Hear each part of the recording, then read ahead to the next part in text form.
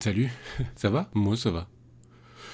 Tcha Bon, petite vidéo. Ouais, trop de tête de con. On est d'accord, je vais l'enlever. Petite vidéo sur des cadeaux de Noël imprimés en 3D pour pas cher. Parce que Noël, c'est aussi pour faire des cadeaux qui servent à rien. Surtout même, souvent. Et puis, si vous êtes équipé en imprimante 3D, ça coûte quasiment que dalle. Enfin, ça coûte vraiment pas cher en PLA et tout ça. Donc, ce que je te propose, c'est qu'on fasse un petit tour des trucs que moi j'ai imprimés pour Noël. Il y a encore un millier de trucs. Si tu fouilles un petit peu sur internet, je vais mettre des liens en description, hein. Donc n'hésite pas, et surtout n'hésite pas à partager les trucs que tu as imprimés, des fichiers 3D gratuits, hein. C'est le critère de cette vidéo, c'est que les fichiers 3D doivent être gratos. Et puis allez, c'est parti, on commence. Alors on commence par des petits trucs tout simples, qui sont vraiment rapides à imprimer, une petite heure en règle générale par pièce, c'est ça. C'est donc des petites cartes sur lesquelles, donc c'est tout plat, hein, ça doit faire 1 mm, 1 mm d'épaisseur. Comme je te dis, ça s'imprime en moins d'une heure de print sur une FDM, une imprimante à dépôt de filament. Là, par exemple, c'est un TIE Fighter. Non, c'est pas un TIE Fighter du tout. C'est un vaisseau de Star Wars, un X-Wing, voilà. Donc il est juste là une fois qu'il est monté. En plus, sur ce modèle-là, je sais pas si tu vois, il y a un petit trou juste là qui permet de mettre une ficelle et de l'accrocher au sapin. Et ce genre de petits trucs, franchement, les gamins, ils adorent. C'est pour ça que moi, j'en ai imprimé plein. Vraiment plein. Alors il y a tout, il y a du X-Wing, il y a aussi des animaux. Là, par exemple, hop, il y a un cerf de Noël. Donc voilà, c'est vraiment un tout petit cadeau. Je vais te montrer en même temps sur Internet. Et encore une fois, je vais mettre plein de liens en description. Comme tu peux le voir, il y a des dinosaures, du Star Wars. Alors là, il y en a des wagons. Ici, on a un AT-ST, AT-AT, le gros modèle. Alors, il y en a des plus jolis que d'autres, hein. Ceux-là sont plutôt cool. Je les ai tous testés. Mon préféré, c'est celui-là. C'est le TIE Fighter Interceptor. Parce qu'il est vraiment plus en 3D que les autres, j'allais dire. Puisqu'il a ses ailes inclinées sur les côtés. Il est vraiment super joli. Et puis après, il y a vraiment plein d'autres choses, des vélos, voilà, des petits vélos qui peuvent faire plaisir aussi aux gamins. Là, on a une libellule qui est carrément jolie. Elle est un petit peu fragile, celle-là, je l'ai testée aussi.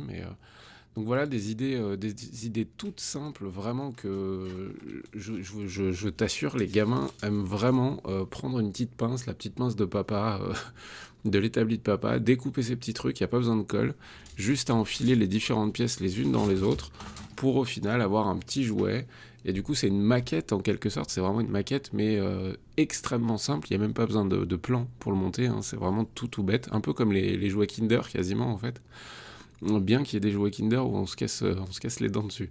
Donc voilà, ce genre de petits trucs, les gamins aiment bien, ça coûte rien du tout en termes de PLA, on doit être à quelques centimes d'euros.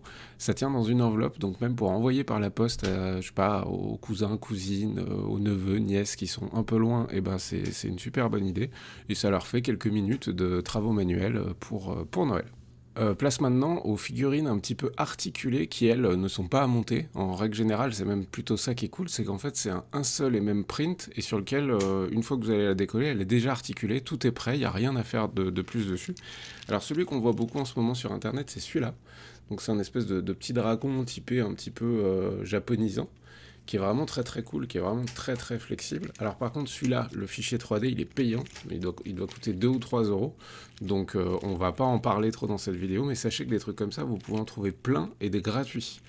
Et ça, vraiment, une fois que c'est imprimé, ça sort comme ça. En tout cas, celui-là, je l'ai sorti sur la X2, Sidewinder X2. Il sort à plat comme ça, il est enroulé sur lui-même pour prendre moins de place sur le plateau. Donc vous pouvez en plus l'imprimer à la taille que vous voulez. Vous pouvez même prendre tout le plateau et au final dérouler, il va faire presque 1 mètre de long. Par contre, c'est plus long à print, hein. Ça, je crois que ça va être 6 heures de print. Et il y en a des beaucoup plus simples que ça. Et du coup, une fois que c'est sec, en fait, on le retire du plateau, il est déjà articulé et tout est prêt. On fait un petit tour sur ceux que j'ai repérés sur le net. Alors, il y a celui-là, parce qu'on est dans le thème, Save Pangolin. Donc, c'est un petit pangolin articulé qui est plutôt mignon, que je trouve plutôt mignon. On peut voir qu'il a été imprimé plein de fois. Si j'avais un conseil à vous donner, c'est de bien regarder quand vous allez sur Thingiverse ou sur d'autres sites, s'il y a des avis, etc. Est-ce que oui ou non il a été imprimé et c'est une réussite? Et lui, on peut voir que oui, puisqu'il y a plus de 780 photos de make. Donc vous voyez que le print fonctionne sans aucun problème. Moi, je le trouve plutôt mignon à imprimer dans le filament, pourquoi pas le filament multicouleur, ça fait un petit jouet pour les gamins, ça peut être cool. Il y en a un autre, alors ça c'est celui-là je l'ai imprimé pour ma fille, et ben en fait c'est juste un petit serpent, voilà, c'est un petit serpent articulé. Je rappelle qu'on reste sur les fichiers 3D gratuits, donc la skin est relativement simple, mais franchement elle aime bien, et c'est voilà, c'est plutôt rigolo. Et puis ensuite on va passer aux automates. Alors les automates, qu'est-ce que c'est? Et ben en fait, vous en avez forcément déjà vu, le principe est simple, c'est que souvent vous avez un mécanisme à activer à la main. Alors il y en a même qui fonctionnent avec des piles et tout ça, mais là on va parler de ceux qui s'activent à la main, avec tout un système d'engrenages qui va faire que la figurine bouge, fait une action quelconque, juste c'est joli, et à monter c'est un petit peu plus de boulot, mais c'est souvent très satisfaisant. On va commencer par les plus simples, et les plus simples, et ben en fait ça va être ce genre d'animaux-là. Donc par contre, il y a beaucoup de prints différents, puisque en fait, il faut imprimer vraiment toutes les pièces de l'objet. Il n'y a rien besoin de plus que ce que vous voyez, que des choses à imprimer. Vous pouvez l'améliorer en ajoutant des vis à certains endroits, mais ce n'est pas indispensable. Vous pouvez le faire sans vis, parce qu'on se connaît, et on sait que souvent, bah, il nous manque les vis, et du coup, on lance pas le print. Ici, c'est pas le cas, et vous voyez, c'est plutôt rigolo. Ce qu'il y a de génial en fait là-dessus, ce que j'ai remarqué, c'est que les gamins observent énormément le mécanisme. Ils adorent faire bouger le truc parce que c'est rigolo, mais bon, au bout de 5-10 minutes, c'est bon, ça les gonfle et ils passent à autre chose. Mais là, ce qu'ils aiment, c'est regarder le mécanisme, comment ça fonctionne. Et du coup, je trouve que c'est quasiment un jouet d'éveil qui va leur montrer qu'avec quelques petits engrenages bien placés, eh ben, on peut faire bouger un objet par la simple force d'une petite manivelle. Du coup, ça peut leur donner des tas d'idées. En plus, c'est plutôt mignon. Il y en a d'autres hein, dans ce style-là. Là, par exemple, on a un ours polaire avec une espèce d'otarie en train de manger un poisson. Vous voyez, il y a aussi beaucoup de mecs, des choses vraiment à vérifier. Hein. Quand on l'active, en fait, l'otarie sort et essaie de se faire attraper par et évite de se faire attraper par l'ours polaire. Donc ça, c'est mignon aussi. Et ensuite, on va parler d'un truc énorme, vraiment énorme. Alors, j'ai pas terminé de l'imprimer, donc je peux pas vous le montrer. Parce que c'est vraiment un print assez long, puisque vous allez avoir beaucoup de prints, beaucoup d'engrenages à faire. Il va pas falloir hésiter aussi à changer de filament pour éviter d'avoir à peindre le tout ensuite et vraiment imprimer les différents engrenages dans des couleurs différentes, les supports, etc. dans des couleurs différentes. Mais c'est vraiment un truc que je vous invite à faire, parce que, encore une fois, sur les jouets d'éveil, et puis même pour nous, hein, franchement, même moi, j'ai vraiment kiffé, c'est un planétarium mécanique et réaliste. Donc ça c'est vraiment complètement fou. La personne qui a fait ça, donc HackerJack42, bravo, c'est vraiment un plan 3D qui a énormément tourné sur internet, donc peut-être que vous l'avez déjà vu. Mais c'est juste génial, voilà, c'est vraiment juste génial, puisque vous allez pouvoir très simplement voir l'alignement des planètes. C'est réaliste, alors c'est pas précis au millimètre près, etc. évidemment, mais c'est quand même très réaliste. Dès que vous allez faire bouger la molette que vous avez en bas, en fait, la Terre tourne et le Soleil, la Terre tourne, toutes les planètes tournent autour du Soleil, et c'est quand même vraiment très très cool pour voir leur placement, etc. On peut voir qu'il y a beaucoup de mecs, alors un peu moins que sur les autres. Pourquoi ? Parce que c'est plus long à imprimer. Ça demande de prendre son temps aussi pour le montage. Mais vous voyez, il y a moyen de faire vraiment des trucs très très cool si on prend un petit peu de temps aussi pour peindre les planètes. C'est quand même vraiment très sympa. Et ça peut même être une idée de cadeau à faire pour une école ou pour un centre aéré, un centre de loisirs, ce genre de choses, une association, etc. C'est vraiment un super, donc vraiment un gros bravo hein, au créateur qui a fait quelque chose d'absolument formidable avec ce planétarium mécanique. Allez, on reste dans les petits cadeaux faciles à imprimer, qui restent un petit peu dans le thème des planètes. Mais là, vous allez voir que c'est aussi très très simple. En tout cas, d'apparence, on se demande un petit peu ce que c'est au départ. En fait, c'est une lampe. Enfin, c'est pas une lampe, c'est une horloge digitale solaire. Pareil, là, moi, je trouve qu'on est à la limite du génie sur la conception 3D du fichier 3D de cet objet. Le concept est très très simple, en tout cas d'apparence. Ça, vous allez le fixer. Bah, alors, lui, il le met sur un pot de confiture pour que ça tienne bien au sol, en fait, puisque le verre est relativement lourd. Et en fait, c'est cette barre-là que vous allez simplement imprimer en 3D. Et libre à vous d'imprimer le support ou pas, puisqu'on peut la placer un petit peu autrement. Ensuite, en l'orientant correctement, en la posant à un endroit où elle peut faire de l'ombre, en l'inclinant correctement, elle va afficher l'heure en fonction de la position du soleil dans le ciel. Et c'est juste complètement dingue. Vous pouvez voir ici qu'on voit les heures s'afficher. Donc là, il a pris la photo à 11h20. Et en fait, tout ça a été fait à la suite d'un soigneux, vraiment très très précis placement de différents trous dans cette espèce de demi-cylindre pour que ça affiche l'heure en fonction du soleil. Et du coup, je trouve ça juste vraiment dingo. Alors moi, j'y connais pas grand-chose sur le plan des planètes et ce genre de choses. Mais alors là, moi, je trouve que c'est vraiment complètement dingue. On peut voir qu'il y a beaucoup de mecs qui ont été faits, beaucoup de prints. Et comme vous le remarquez, bah, ça fonctionne. Alors le seul truc que j'ai remarqué, moi, en l'imprimant, c'est qu'il faut faire attention à la température d'impression pour pas avoir de fil. Vous savez, ces cheveux d'ange qui apparaissent parfois quand on imprime trop chaud. Ou alors, il va falloir vraiment soigneusement les enlever dans les différents trous pour être sûr que ça s'affiche bien. Mais vous voyez, sur celui-là, l'heure, elle est très très claire, très très précise. Et du coup, je trouve que c'est un objet super intelligent à foutre dans le jardin. Et vous allez vite remarquer que les gens regardent ce que c'est, mais qu'est-ce que ça peut être ce truc? Et puis dès que le soleil se pointe, eh ben, ils comprennent, et c'est super intéressant. Donc voilà une idée cadeau plutôt cool. Ce que je vous propose, c'est qu'on enchaîne maintenant sur les objets beaucoup moins utiles, mais tout aussi cool à imprimer, qui vont faire plaisir à tout le monde, à madame, comme à vous, comme à monsieur, comme à peu importe qui. Et là, j'en ai mis de côté deux, il y en a beaucoup d'autres. On va commencer par les lampes. Donc les lampes, hop, sur internet, j'ai remarqué, donc j'ai imprimé celle-là, elle est vraiment cool. Donc en fait, c'est la lune qui a été faite donc en lithophanie. Lithophanie, le concept, c'est qu'en gros, vous allez imprimer de manière à donner du relief. Pour donner du relief, on va mettre plus de matière puisque ça va donner de l'ombre. Et voilà, et en gros, il y aura moins de matière là où c'est plus clair. Et le concept, c'est qu'en mettant de la lumière derrière, et ben voilà, ça donne du relief à l'objet. Cette lampe, elle est toute simple. Elle est dans la chambre de mes gosses et elle est vraiment cool. Ça permet de voir la lune de manière quasi réelle, hein, pour peu qu'on l'imprime en PLA blanc ou très clair. C'est très simple d'y insérer un culot d'ampoule E27 à l'intérieur. Un culot d'ampoule E27, ça doit valoir 3 ou 4 euros dans un magasin de bricolage, ça vaut rien du tout. Et voilà, une belle idée cadeau, encore une fois, pour éveiller un petit peu la curiosité. C'est vraiment très très sympa. On passe maintenant sur les objets un peu moins utiles. Alors, c'est sûr que là, j'en ai mis qu'un parce que c'est celui que j'ai imprimé, que je le trouvais vraiment très joli. Donc, c'est des vases. Mais sachez qu'il y en a littéralement des centaines, si ce n'est des milliers sur Internet. Ici, on est vraiment sur un modèle très très simple, mais justement, c'est sa simplicité qui m'a plu. Je le trouvais vraiment tout simple, mais très joli. Et je vous invite à jeter un œil vraiment sur le net. Il y en a énormément des vases différents. Souvent, c'est des prints un petit peu plus longs.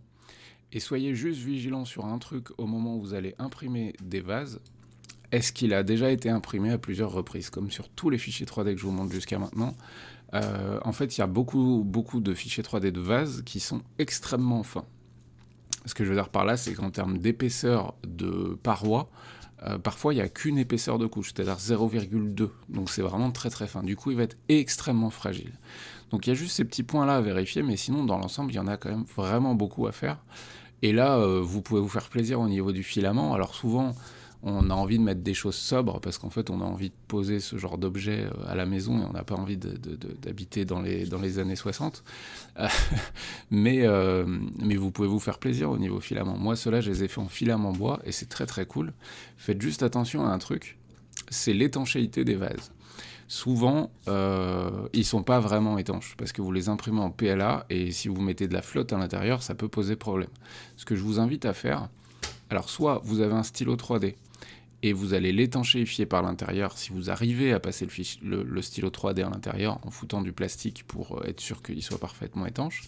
Sinon, il y a une autre technique toute simple qui consiste à prendre de la résine liquide, celle qu'on utilise pour nos imprimantes 3D, mais il y en a d'autres, en couler à l'intérieur, à le faire tourner un petit peu dans tous les sens pour qu'il y ait vraiment de la résine qui s'applique de partout à l'intérieur, et ensuite le polymériser avec une petite lampe torche à UV à l'intérieur, et là il sera étanche, là il sera parfaitement étanche. Moi c'est ce que j'ai fait pour le modèle, c'est un petit peu de résine à l'intérieur, on le fait tourner dans tous les sens, on fout une lampe à l'intérieur et au moins c'est étanche.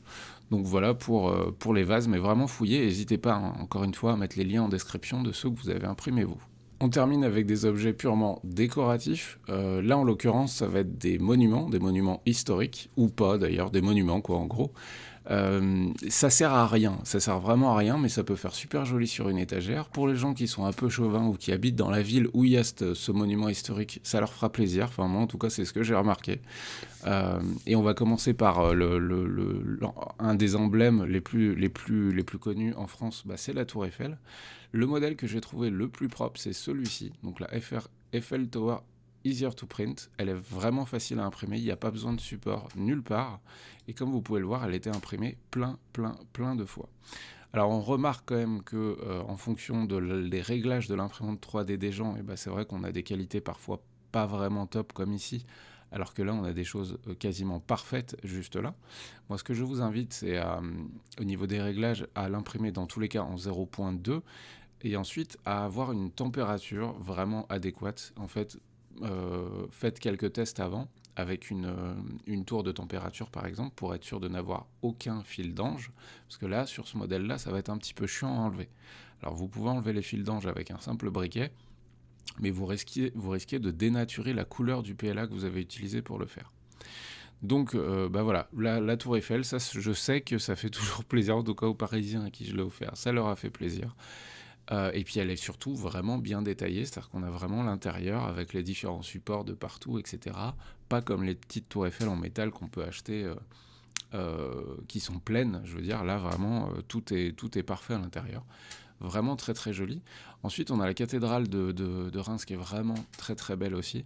Attention là à avoir de bons réglages sur votre imprimante.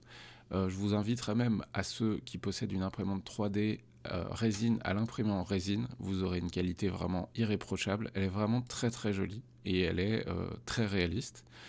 Donc un très beau modèle qui fera plaisir aux fans d'histoire. Vous remarquez qu'on peut la faire creuse pour y mettre un petit peu de lumière à l'intérieur. On peut l'imprimer à très grande taille. Vous voyez que là la peinture est vraiment très jolie. Donc voilà, ça c'est un modèle que j'ai imprimé aussi moi en tout petit, mais c'était vraiment juste pour faire plaisir. Mais je vous cache pas que l'imprimer en grande taille, ça me chauffe quand même vraiment beaucoup parce que le modèle est quand même vraiment très joli. Et d'ailleurs, je pense à un truc à propos de cette église. Les fans de Warhammer 40 000 reconnaîtront sans trop de problème l'aspect gothique à certains endroits qu'ils peuvent retrouver dans leur univers favori. Du coup, j'ai pas de doute sur le fait que des gens qui jouent à 40K pourront très facilement modifier ce fichier 3D ou le casser ou ce genre de choses pour créer des ruines et différents décors pour leur jeu. On enchaîne ensuite avec un modèle, lui, il fait pas enfin, il est juste joli. Voilà. Le seul truc que j'ai vraiment trouvé sur ce fichier 3D, c'est qu'il était très joli. Par contre, dans la mesure où c'est quelque chose de parfaitement fantastique, c'est pas forcément le cadeau le plus adéquat à quelqu'un qui est vraiment pas fan d'univers fantastique. Et il est multipart. Alors, vous pouvez l'imprimer en une seule et unique partie, sans support. Ça aussi, c'est un vrai kiff. Attention, par contre, moi, j'aurais tendance à vous dire de mettre un brim sur ce modèle-là, pour être sûr que ça accroche bien au niveau du plateau. Si vous l'imprimez en résine, a priori, vous savez comment faire. Autre petit détail pour les trucs parfaitement inutiles, mais parfaitement jolis. C'est ce genre de petits trucs qui sont géniaux pour peu qu'on s'y connaisse un tout petit peu en électronique, vraiment pas grand chose pour y ajouter des LED. Là on a donc un serre-livre en quelque sorte qu'on va pouvoir intercaler entre deux collections dans une bibliothèque pour donner cet aspect de la ruelle, vous savez, un petit peu à la Harry Potter par exemple, ce genre de choses. Entre deux collections, voilà, moi je l'ai trouvé vraiment très joli, l'idée super sympa, il est déjà creux sur les parties intérieures qui vous permet donc d'insérer facilement tout ce qui est LED pour que ce soit encore plus joli, même si bien que ce soit pas indispensable, mais on va pas se mentir, c'est très sombre au fond si on met pas de lumière. En mettant de la lumière, c'est quand même vraiment super joli. Et encore une fois, un fichier 3D où il y a beaucoup de make. Beaucoup de gens qui ont fait tout ça, il y en a même certains qui les ont peints. Là, sur celui-là, bah, super sympa le gars, merci à Martin11 qui nous a montré comment il a réalisé le câblage. Donc voilà, une belle idée cadeau de Noël aussi, mais qui vous demandera un petit peu plus de temps de réalisation. J'ai terminé pour cette petite sélection de cadeaux à imprimer facilement pour Noël. Donc comme vous pouvez le voir, là je vous parle vraiment que des trucs que moi j'ai imprimés pour offrir à Noël cette année, mais j'ai aucun doute sur le fait que vous en avez fait aussi des tas, donc partagez-les, c'est vraiment cool, ça donne des idées, parce que parfois on manque d'idées en fait, de trucs à imprimer qui peuvent surprendre un petit peu. Donc partagez-les, c'est toujours un vrai kiff de voir aussi vos commentaires. Du coup, cette vidéo, normalement, je vais la publier début décembre, histoire de vous laisser le temps d'imprimer, pourquoi pas, les trucs que je vous mets en lien en description. Et puis voilà, et n'oubliez pas que vous pouvez soutenir mon travail sur Tipeee, Patreon, les liens sont aussi en description. Je vous souhaite bonne peinture, bon jeu, bon print du coup, et puis bon préparatif des fêtes de fin d'année. Ciao ciao.